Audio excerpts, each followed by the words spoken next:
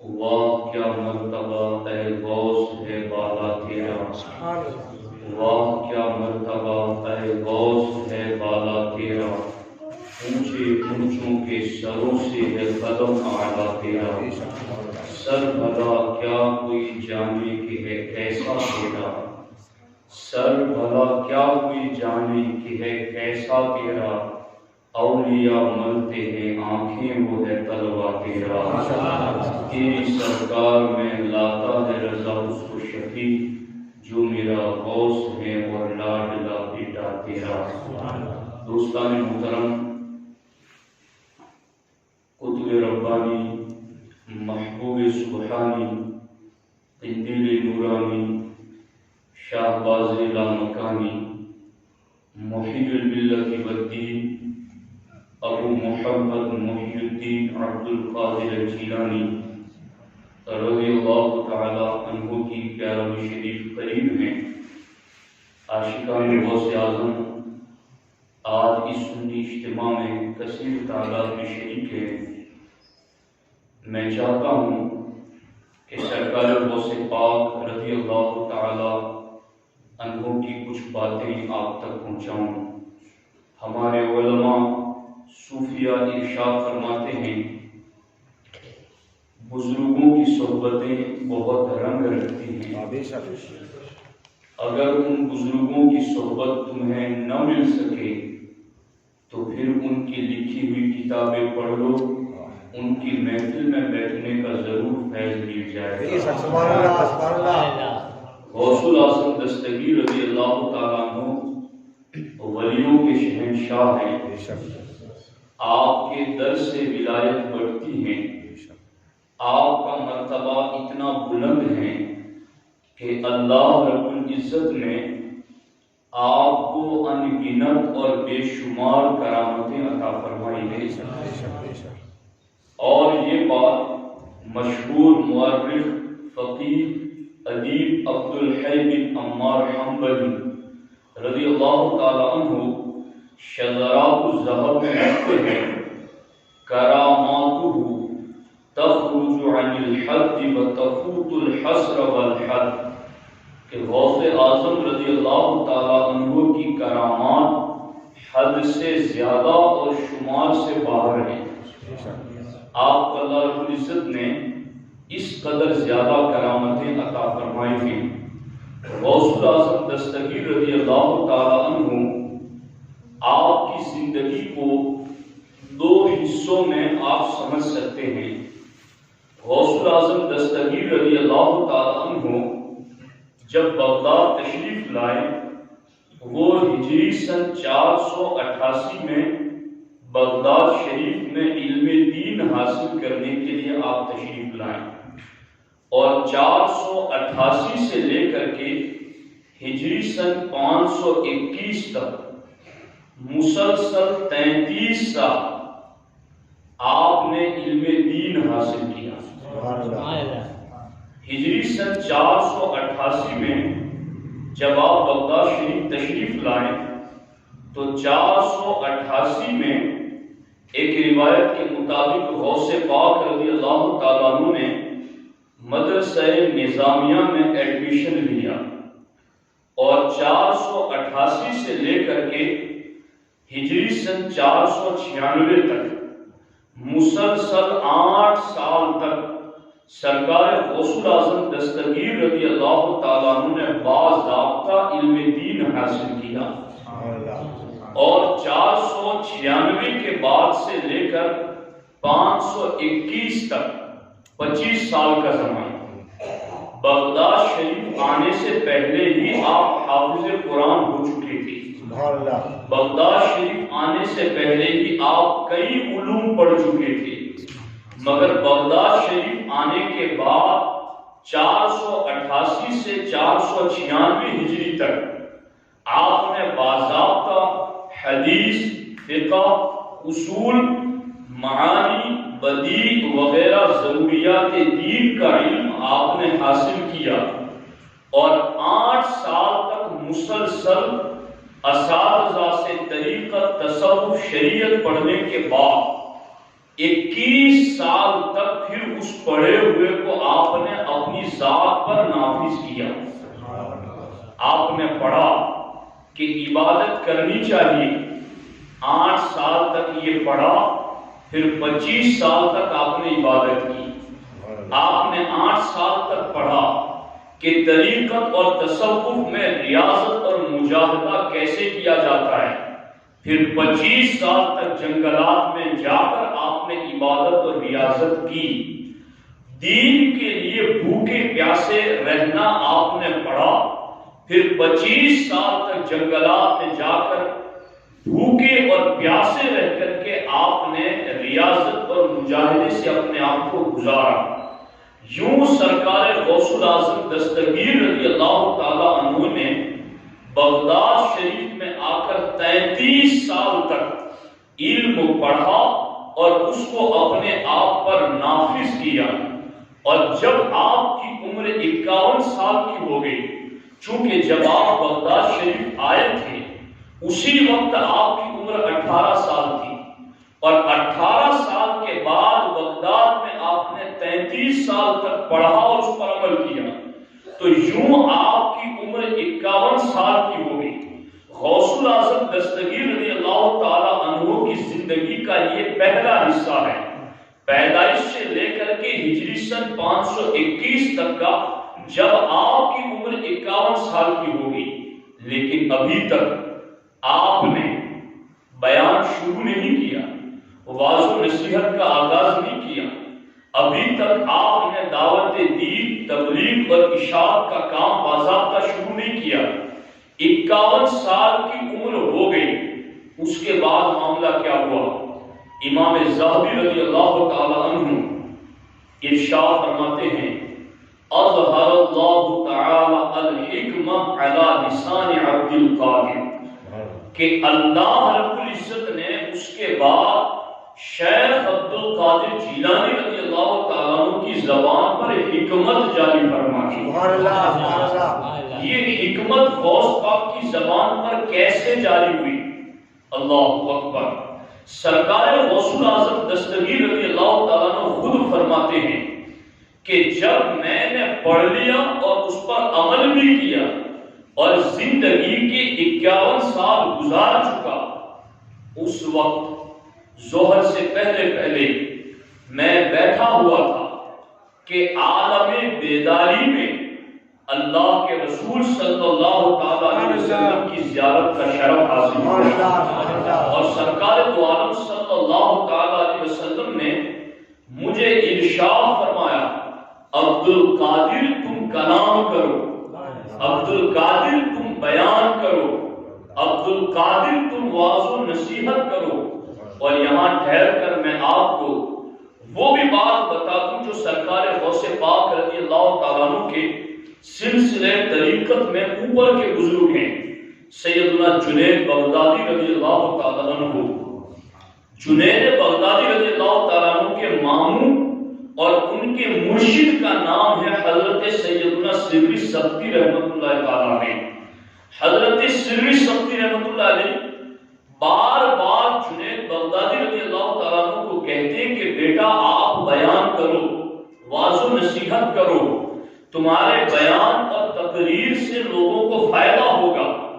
تو سید الطائفہ جنید بغدادی رضی اللہ تعالیٰ عنہ ہر بار یہ بات کہہ کر بات ٹال دیتے تھے کہ حضور آپ میرے مرشد، میرے پیر ہیں، آپ کی موجودگی میں مجھے مجال نہیں گفتگو کی، اور میں کیا بات کروں جب آپ خود بات کرتے ہیں.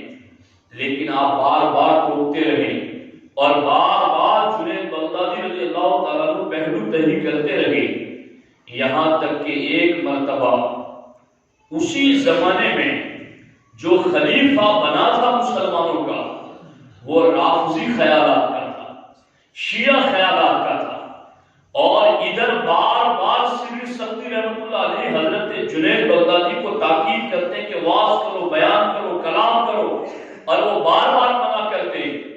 پھر حضرت جنید بغدادی کے خواب میں بھی اللہ کے رسول تشریف لائے اور سیدنا جنید بغدادی رضی اللہ تعالیٰ کو حکم دیا، جنید میرا حکم ہے کہ تمہیں واعظ و نصیحت کرنی ہے، تمہیں بیان اور کلام سیدنا جنید بغدادی رضی اللہ تعالیٰ عنہ صبح اٹھے، اپنے مرشد، اپنے ماموں، اپنے پیر سیدنا سری سبتی رحمۃ اللہ علیہ کی بارگاہ میں گئے، یہ سوچتے ہوئے کہ میں انہیں بتاؤں گا کہ مجھے دربار رسالت سے حکم آیا ہے، مگر جیسے ہی سری سبتی کی خدمت میں پہنچے، ابھی زبان نہیں کھلی تھی کہ سیدنا سری سبتی نے فرمایا بتاؤ اب کلام کرو گے یا نہیں کرو گے، اب بیان کرو گے یا نہیں کرو گے؟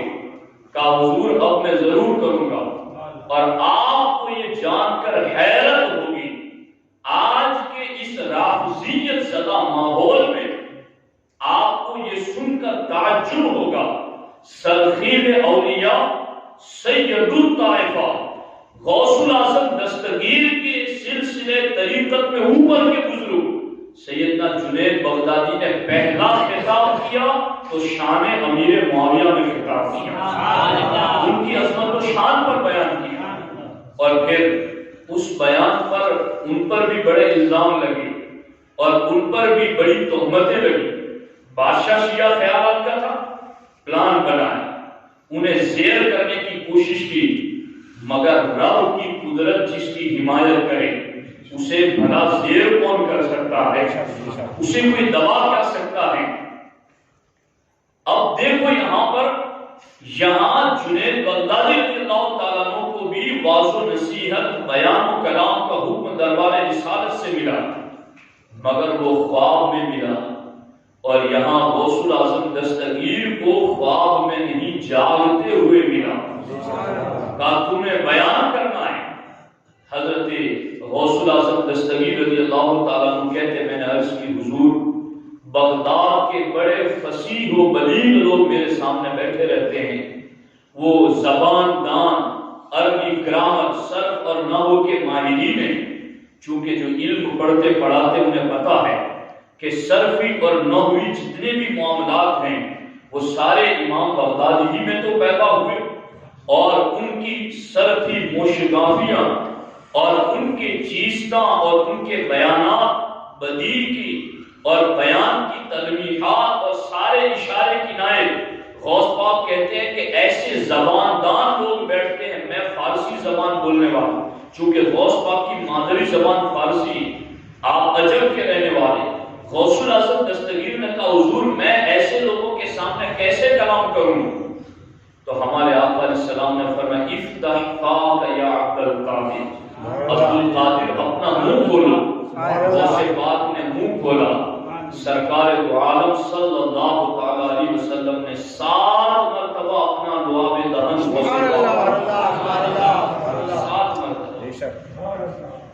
سات مرتبہ،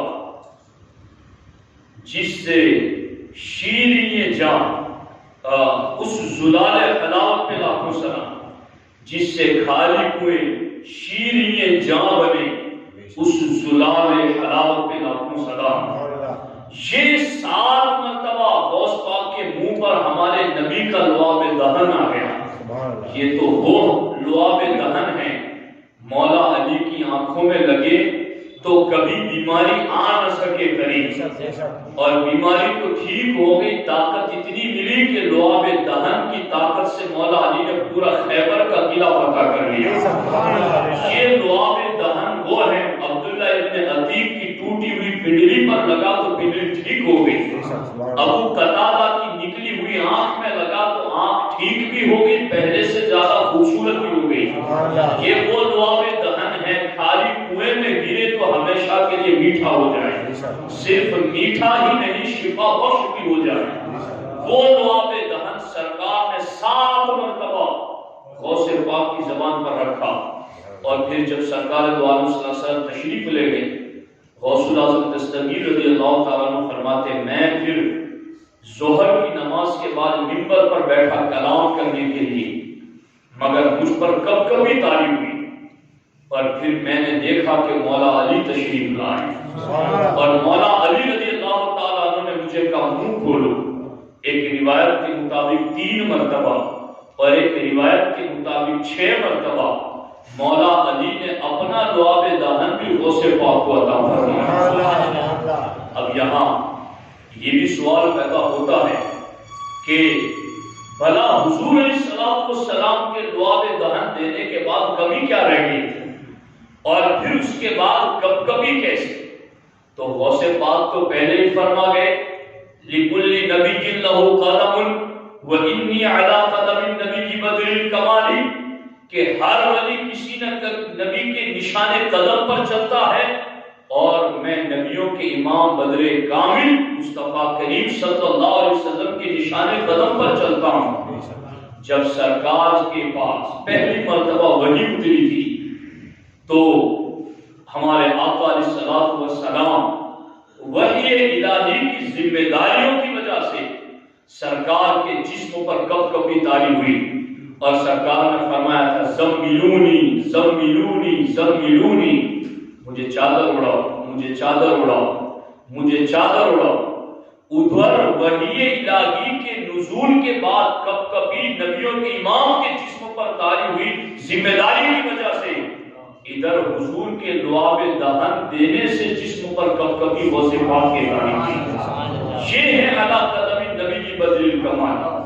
اعلیٰ حضرت اسی لیے تو فرماتے ہیں نبی کے قدموں پر ہے جز نبوت، نبی کے قدموں پر ہے جز نبوت، کہ ختم اس راہ میں حائل ہے یا غوث، الوہیت ہی احمد نے نہ پائی، نبوت ہی سے تو عادل ہے یا غوث۔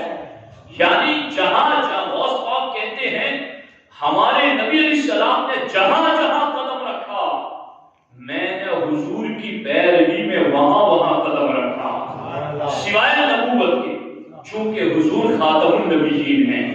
تو ادھر وحی الہی کے نزول سے کب کبھی تاری ہوئی، ادھر حضور کے لعاب دہن سے کب کبھی تاری ہوئی۔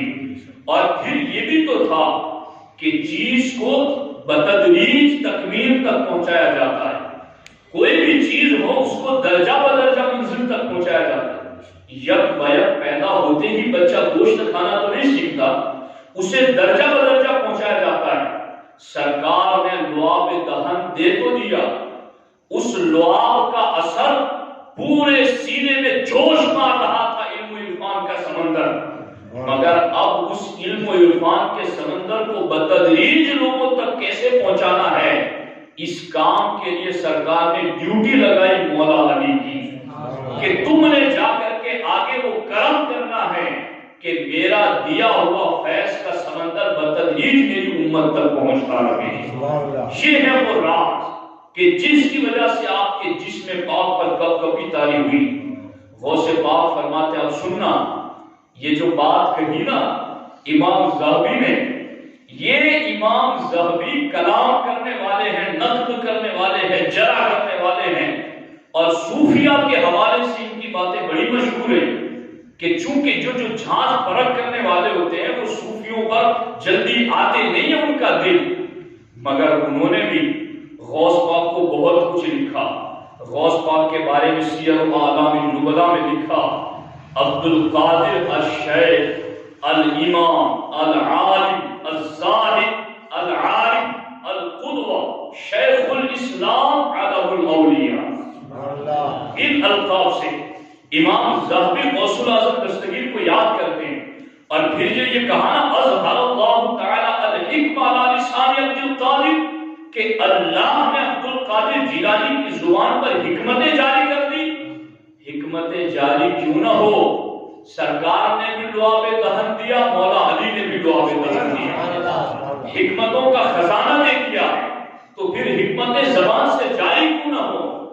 غوث پاک فرماتے ہیں اب تک تو مجھے کلام کرتے ہوئے جھجک محسوس ہوتی تھی، مگر اب معاملہ یہ ہے کہ اب میں چپ رہنا چاہتا تو میں چپ نہ رہ پاتا، خاموشی میں مجھے یوں لگتا کہ میرا گلا گھٹ رہا ہے۔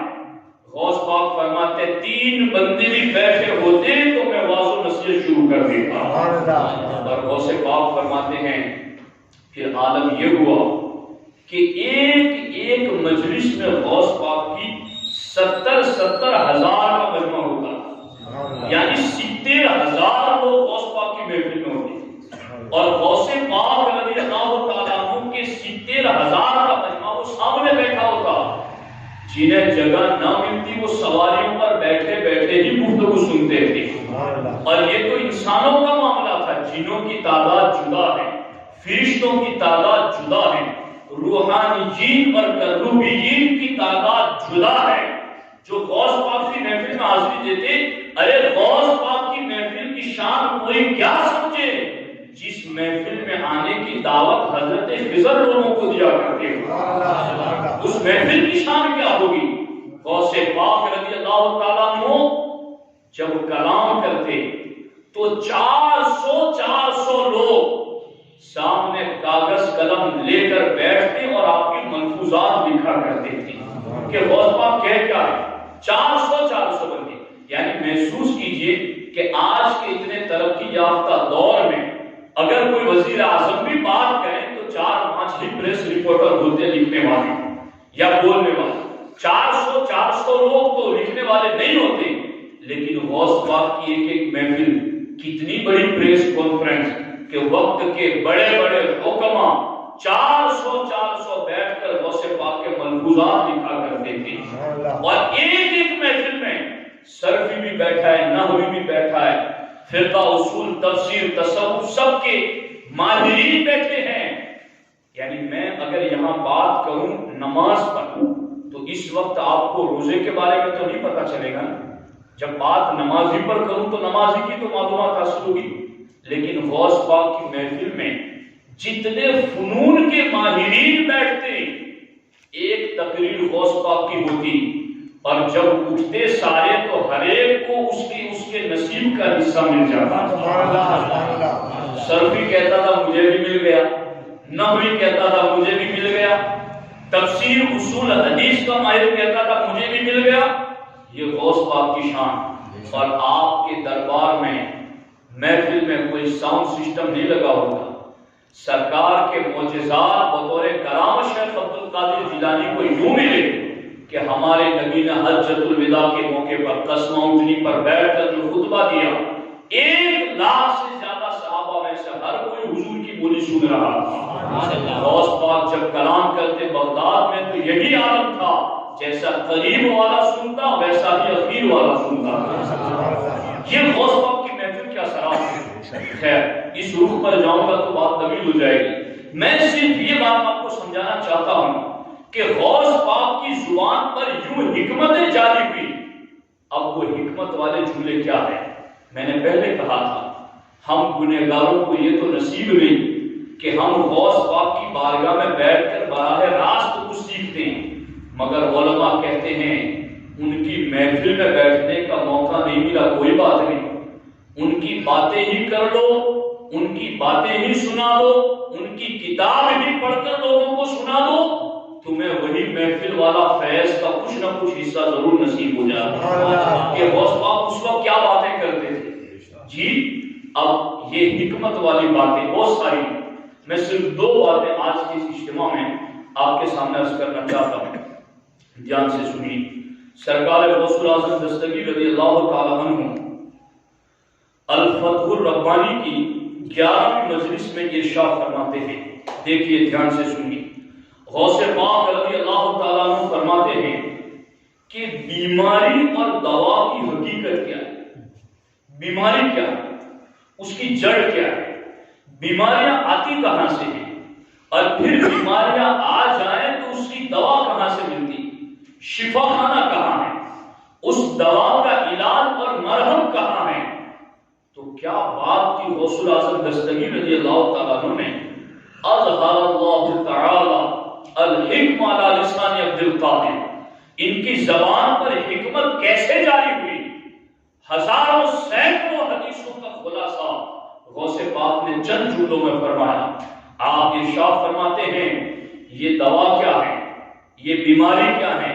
غوث پاک فرماتے ان اللہ تعالی خلق الداء والدواء. غوث پاک فرماتے ہیں بیماری بھی اللہ نے پیدا کی ہے اور اس بیماری کا علاج بھی دوا کی شکل میں اللہ نے پیدا فرمایا. اب یہ بیماری کیا ہے؟ غوث پاک فرماتے المعاصی داء والطاعۃ دواء. غوث پاک فرماتے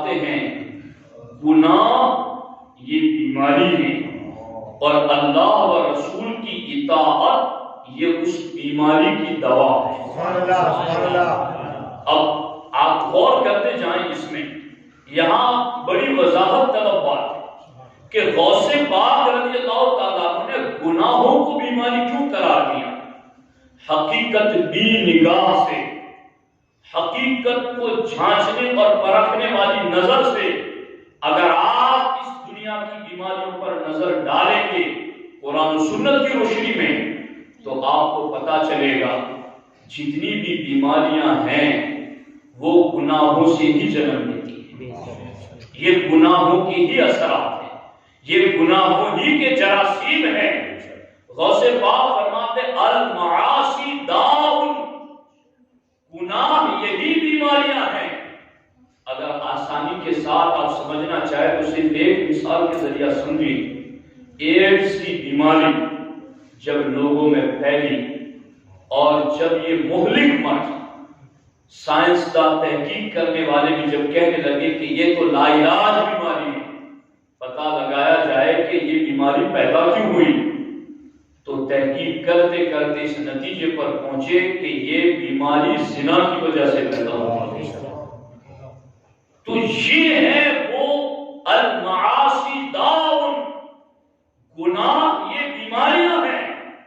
ان بیماریوں سے اگر نجات پانا ہے، ان بیماریوں سے چھٹکارا پانا ہے، تو نسخہ غوث پاک والا اپناؤ۔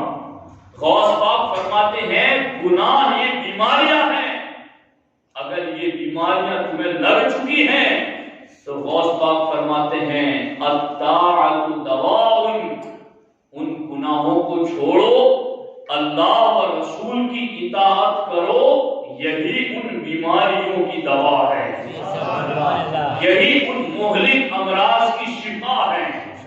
اب غوث پاک آگے پھر اس المعاصی کی تشریح کرتے ہوئے فرماتے ہیں الظلم داء والعدل دواء، غوث پاک فرماتے ظلم یہ بیماری ہے اور عدل یہ اس بیماری کی دوا ہے۔ اب یہ ظلم کیا ہے؟ الظلم وضع الشیء فی غیر محلہ، ہر چیز کو اپنے اصلی مقام سے ہٹا دینا یہ ظلم ہے۔ جی ٹوپی کا مقام سر ہے تو اسے سر پہ پہننا ہے، اگر کوئی پاؤں میں پہن دے تو یہ ٹوپی پر ظلم ہے۔ تو جس چیز کا جو مقام ہے اس کو اسی چیز پر استعمال کرنا یہ عدل ہے۔ اب اس میں آپ ساری کائنات کو سمجھ سکتے اس ایک لفظ میں، پڑوسی کے ساتھ عدل کیا ہے، رشتہ داروں کے ساتھ عدل کیا ہے، دوست احباب کے ساتھ عدل کیا ہے، ماں باپ والدین کے ساتھ عدل کیا ہے، اپنی پرسنل زندگی اور لوگوں کے ساتھ ملی جلی زندگی میں عدل کیا ہے، ان ساری چیزوں کو پڑھو شریعت کی روشنی میں۔ غوث پاک فرماتے جہاں بھی جس رشتے میں بھی جس معاملے میں بھی ظلم ہوا تو سمجھ جاؤ تمہیں بیماری لگ گئی ہے، اور اگر اس بیماری سے نکلنا ہے تو ہر مقام پر عدل کرنا شروع کر دو۔ اس بیماری کا علاج اللہ نے عدل میں رکھا ہے، یہ ہے غوث پاک کا فرمان۔ اب سمجھ آئی کہ حکمت غوث پاک کی زبان پر کیسے جاری ہوئی ہے، یہ ہے حکمتوں کا منبع۔ آگے فرماتے الخطاء داء والصواب دواء، غوث پاک فرماتے ہیں خطا بیماری ہے اور ثواب یہ دوا ہے۔ اب غوث پاک رضی اللہ تعالیٰ عنہ فرماتے ہیں مخالفت الحق تعالی داء والتوبۃ من سکر الذنوب دواء، غوث پاک فرماتے ہیں اللہ تبارک و تعالی کی مخالفت کرنا یہ بیماری ہے، اور گناہوں کے نشے سے توبہ کر لینا یہ اس بیماری کی دوا ہے۔ سبحان اللہ۔ اب میں آپ سے پوچھنا چاہتا ہوں، کسی بندے کے پاس بیماری لگی ہوئی ہو تو دوا لینی چاہیے یا نہیں لینی چاہیے اسے؟ یہ غوث پاک کا شفا خانہ لگا ہوا ہے، یہ غوث پاک دوائیاں دے رہے، اور اگر دوائی لے لیا آپ نے اور اس کو صرف دیکھتے رہے، اس کو استعمال نہیں کیا، حلق سے نیچے نہیں اتارا تو کیا صرف دیکھنے سے شفا مل جائے گی؟ کیا صرف دیکھنے سے بیماریاں دور ہو جائے گی؟ اسے استعمال کرنا پڑے گا، حلق سے نیچے اتارنا پڑے گا، تب یہ دوا اثر کرے گی۔ اب یہ دوا جو عمل میں لاتے، یہاں تک کی بات ہے عوام کی۔ اب یہ بات یہاں سے جو شروع ہو رہی ہے، یہ خواص کی کچھ بات شروع ہو رہی ہے۔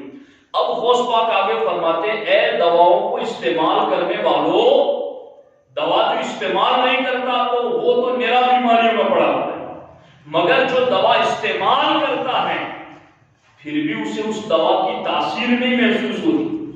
سمجھ آ رہی میری بات؟ دوائی استعمال کر رہا ہے پھر بھی اثر نہیں دکھتا اس کو، تو وہ بندہ پھر ڈاکٹر کے پاس جاتا ہے کہ نہیں جاتا؟ ڈاکٹر صاحب 1 مہینے سے آپ کی دوائیں استعمال کر رہا ہوں مگر کوئی اثر ہی نہیں دکھ رہا، کوئی فرق ہی نہیں پڑ رہا۔ غوث پاک فرماتے ہیں گناہ بیماریاں ہیں اور ان بیماریوں کی دوا اللہ و رسول کی اطاعت ہے۔ ان دواؤں کو استعمال کرو، تاثیر کب ملے گی؟ غوث الاعظم دستگیر فرماتے ہیں انما یتیم لک الدواء اذا فارقت الخلق بقلبک۔ غوث پاک فرماتے ہیں جب تو مخلوق سے اپنا دل جدا کر دے گا تو پھر یہ دوا کامل طریقے پر اثر کرنا شروع کر دے گی۔ وَأَوْصَلْتَهُ رَبَّكَ تَعَالَى، اور اس دل کو مخلوق سے نکال کر اپنے رب سے ملا دے۔ کیا مطلب؟ اس کا مطلب یہ ہے کہ پھر تم کوئی بھی عمل کرو اپنا دل اپنے رب سے ملا کر۔ کیا مطلب؟ کسی دنیا دار سے کسی چیز کی امید نہ رکھو، نمازیں پڑھو ریاکاری سے بچو، خرچ کرو ریاکاری سے بچو، تسبیح و تحلیل پڑھو دکھاوے سے بچو، سجدے کرو مگر دکھاوے سے بچو، نفس کو تکبر، ریا، حسد، بغض، اناد، حقد، حسد، ان تمام برائیوں سے اپنے نفس کو علیحدہ رکھو، اور اپنے نفس کو اذا فارقت الخلق بقلبک۔ غوث پاک فرماتے ہیں یہ دوائیاں استعمال کرو، اور دوائیاں استعمال کرنے کے بعد اثر کامل اسی وقت ظاہر ہوگا جب تمہارا ان دوائیوں کو استعمال کرنے سے مقصد صرف اور صرف اللہ کی رضا ہو، صرف اللہ کی رضا ہو، صرف اللہ کی رضا ہو، تو پھر وہ دوائیاں اثر کرنا شروع کر دی۔ اب مجھے بتاؤ، غوث پاک کے نام کی محفل صدیوں بعد سجی ہیں، ان کی بات ہمارے جیسے گنہگار پڑھ کے سنائے تو محفل پر اتنی کیفیت طاری ہو جاتی ہے، تو غوث پاک کی اپنی محفل کا عالم کیا رہا، وہاں کیا پوزیشن رہی ہوگی۔ میں ایک بات آپ کو بتا دوں، وہاں کیا پوزیشن رہی ہوگی۔ اللہ اکبر۔ علامہ ابن جوزی رحمۃ اللہ علیہ کا نام آپ نے سنا ہوگا۔ ابن جوزی بڑا بلند نام ہے۔ ابن جوزی وہ ہیں جو کہتے ہیں کہ میں نے اپنے اس ہاتھ سے 2000 کتابیں لکھی۔ ابن جوزی علیہ رحمہ وہ ہیں جنہوں نے وصیت کی تھی کہ جب میرا انتقال ہو جائے اور مجھے غسل دینے کے لیے پانی گرم کرنا ہو تو لکڑیاں لانے کی ضرورت نہیں ہے۔ میں نے اپنی زندگی میں جن قلموں سے لکھا ہے، پہلے زمانے میں لکڑی کے قلم ہوتی تھی، میں نے جن قلموں سے لکھا ہے دین کے لیے اس کے تراشے، اس کا تراش و خراش جمع میں نے کر کے رکھا ہے۔ میرے غسل کا پانی اسی سے تم گرم کر دیا۔ پانی گرم کیا گیا پھر بھی وہ تراشا بچ گیا۔ کتنا لکھا ہوگا انہوں نے، اتنے بڑے عالم۔ غوث پاک کے ہم زمانہ ایک مرتبہ غوث پاک کے ایک مرید نے ان سے کہا، ابو العباس ابن جوزی چلو عبد القادر جیلانی کی محفل میں حاضری دیتی۔ کہا مجھے کیا نہیں آتا کہ میں ان کی محفل میں جاؤں، میرے پاس کون سا علم نہیں کہ میں شیخ عبد القادر جیلانی کی محفل میں جاؤں۔ انہوں نے بہت منت و سماجت کی، چلو آپ کو جو بھی آتا ہو ایک مرتبہ حاضری تو دو۔ غوث پاک کی محفل میں آ گئے، کنارے بیٹھ گئے۔ غوث پاک کی محفل میں آیت کی تلاوت ہوئی اور سرکار غوث پاک رضی اللہ تعالیٰ عنہ اس کی تفسیر بیان کر رہے ہیں۔ ایک تفسیر بیان کی تو ساتھ میں بیٹھے ہوئے بندے نے ابن جوزی پوچھا حضور یہ تفسیر آپ کو پتا ہے؟ کہا ہاں یہ میرے علم میں. دوسری تیسری چوتھی پانچویں 11 تفسیر غوث پاک نے بیان کی. وہاں تک ابن جوزی کہتے رہے ہاں یہ میرے علم میں پہلے سے، ہاں یہ میرے علم میں پہلے سے. 11 کے بعد غوث پاک نے پھر آگے تفسیریں بیان کرنا شروع کی تو 40 تک ایک آیت کی تفسیر بیان کی. اور 11 کے بعد ہر ایک تفسیر پر غوث پاک کے مرید پوچھتے رہے ابن جوزی علیہ رحمہ سے، ابن جوزی یہ تمہیں پتا ہے؟ کہ یہ میرے علم میں. کہ یہ تمہیں پتا ہے؟ کہ یہ میرے علم میں. کہ یہ تمہیں پتا ہے؟ کہ یہ میرے علم میں. 40 تفسیروں تک ابن جوزی علیہ رحمہ کہتے رہے یہ میرے علم میں نہیں ہے. یہاں تک کہ 40 تفسیریں بیان کرنے کے بعد غوث الاعظم دستگیر رضی اللہ تعالیٰ عنہ نے فرمایا چلو اب کالا ختم ہوا، اب حالہ شروع ہوا. اور جب غوث پاک کتاب بند کر کے یہ کہتے ہیں کالا ختم حالہ شروع، تو سارے مجمع پر وجد طاری ہو گیا. ابن جوزی کودنے لگے، گریبان پھاڑ دیا اور ان کی زبان سے بے ساختہ حق ہو کی آوازیں نکلنے لگی. تو یہ تھا غوث پاک کی محفل کا نظر. وہاں معاملہ کچھ عجیب ہوتا تھا.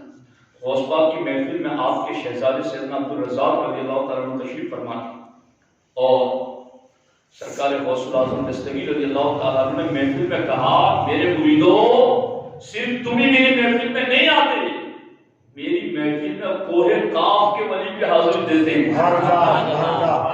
ایک بزرگ جنہوں نے جنات کو تابع کر رکھا تھا، انہوں نے وظیفہ پڑھا جنوں کو حاضر کرنے کے لیے. وہ جن تاخیر سے آئے، لیٹ آئے. اس ولی نے کہا کیوں اتنے لیٹ آئے؟ کہا حضور آئندہ آپ ہم کو اس ٹائم پہ نہ بلائیں. کہا کیوں نہ بلائیں؟ کہا یہ وقت ہم غوث پاک کی محفل میں حاضری دیتے ہیں. کہا تم جنات بھی جاتے ہو ان کی محفل میں؟ کہا انسانوں سے زیادہ تو ہم جنوں کی حاضری لگتی ہیں.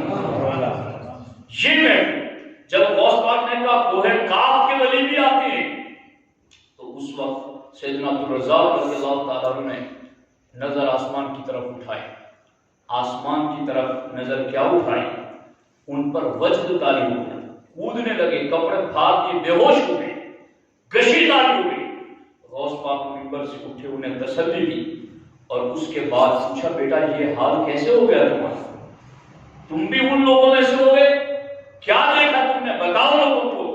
تو سیدنا عبدالرزاق رضی اللہ تعالیٰ عنہ نے کہا حضور جب آپ نے کہا کہ کوہ کاف کے ولی بھی آتے میری محفل میں، تو میں نے آسمان کی طرف نظر اٹھائی تو مجمع میں ہی لوگ حق ہو کی ضربیں نہیں لگا رہے تھے، ساری آسمانی فضا میں فرشتے بھی وجد میں جھوم رہے تھے. یہ غوث پاک کی محفل کا معاملہ ہے. تو ساتھی سرکار غوث الاعظم دستگیر رضی اللہ تعالیٰ عنہ کا یہ جملہ بہت اہم ہے.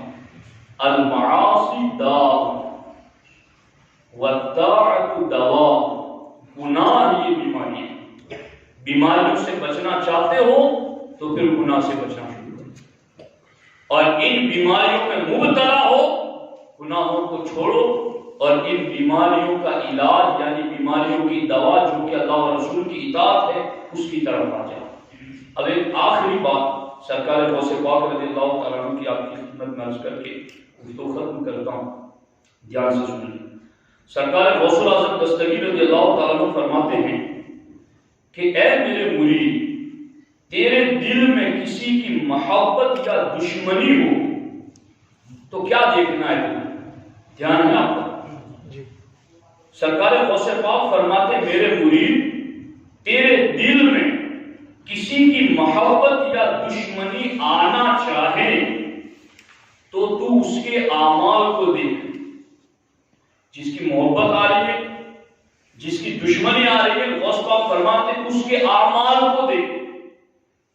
کیسے؟ اگر اس کے اعمال کتاب و سنت کے مخالف ہو تو تیرے لیے اللہ اور اس کے رسول کی موافقت میں بشارت ہے.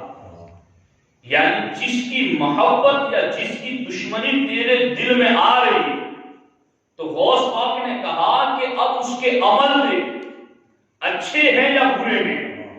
اگر اس کے برے عمل ہیں اور پھر تیرے دل میں اس کی دشمنی پیدا ہو رہی تو غوث پاک فرماتے اس وقت تجھے اس کی دشمنی کے بارے میں اللہ و رسول کا حکم دیکھنا چاہیے کہ یہ اگر فاسق فاجر کبائر پر جری ہے یا یہ بد عقیدہ گناہوں کے اندر ملوث اور یہ بد عقیدگی کے دلدل میں پھنسا ہوا ہے، تو غوث پاک فرماتے ہیں اگر ایسے شخص کی محبت تیرے دل میں آ رہی ہے تو پھر تجھے قرآن و سنت اللہ و رسول کی باتوں کی موافقت کرنی چاہیے کہ اللہ و رسول نے جو کہا ہے وہ تو کر۔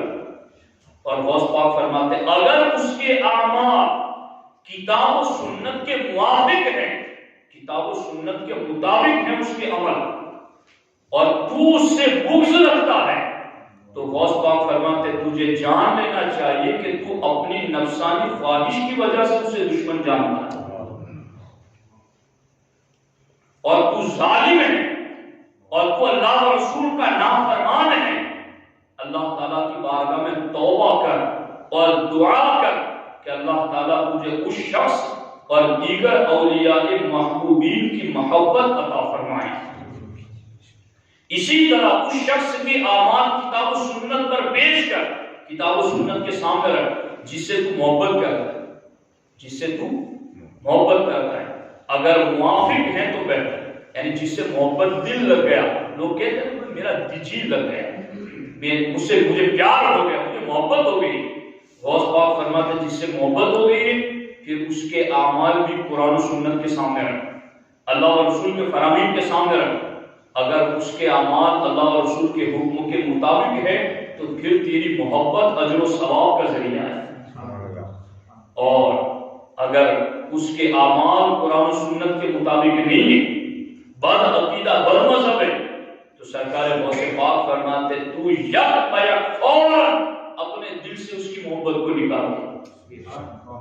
اب اس سے ہمیں پتا چلا فتوح الغیب میں غوث پاک کا یہ فرمان ہے، پتا چلا کہ غوث پاک ہمیں یہ کہہ رہے ہیں کہ تمہارے دل میں کسی کی دشمنی آئے یا دوستی آئے، دشمنی آئے تو تم اس کا عمل اللہ و رسول کے حکم کے سامنے رکھو، اگر اللہ رسول کے حکم کی وہ پیروی کرتا اور تمہارے دل میں اس کی دشمنی آتی ہے تو غوث پاک فرماتے ہیں تو نفسانی خواہشات پر چل رہا ہے، تو اللہ رسول کا نافرمان ہے، تو اپنے اس دشمنی کو چھوڑ دے، جو اللہ رسول کی اطاعت کرتا ہے پھر تو بھی اس سے محبت کر، اور اگر جس سے تجھے محبت پیدا ہو گئی مگر وہ اللہ رسول کے حکم کی مخالفت کرتا ہے، بد عقیدہ بد مذہب ہے، تو غوث پاک فرماتے ہیں فوراً اس کی محبت اپنے دل سے نکال دیں۔